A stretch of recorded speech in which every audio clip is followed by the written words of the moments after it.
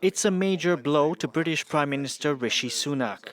The country's top court has unanimously ruled the government's controversial plan to send asylum seekers to Rwanda is illegal. Asking ourselves whether there were substantial grounds for believing that a real risk of refoulement existed at the relevant time, we have concluded that there were.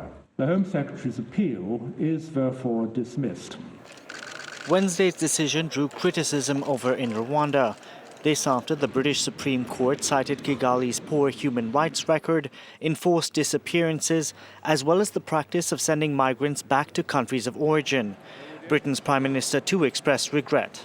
Has your plan failed, Prime Minister? The judgment confirms that the principle of removing asylum seekers to a safe third country is lawful. The government has already been working in advance on a new treaty with Rwanda, which we will finalise in light of today's judgment. The Prime Minister also suggested he'd be willing to change Britain's domestic legal framework or revisit international conventions if his revised Rwanda plan is held up by courts in the future. Critics, however, argue the government's approach is wrong.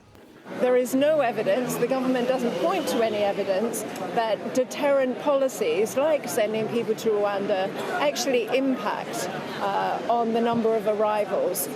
The government's controversial policy was created under former Prime Minister Boris Johnson and was carried forward by Rishi Sunak.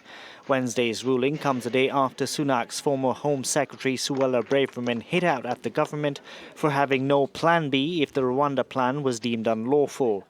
Britain has so far spent £140 million on its policy without any migrants being sent to Rwanda.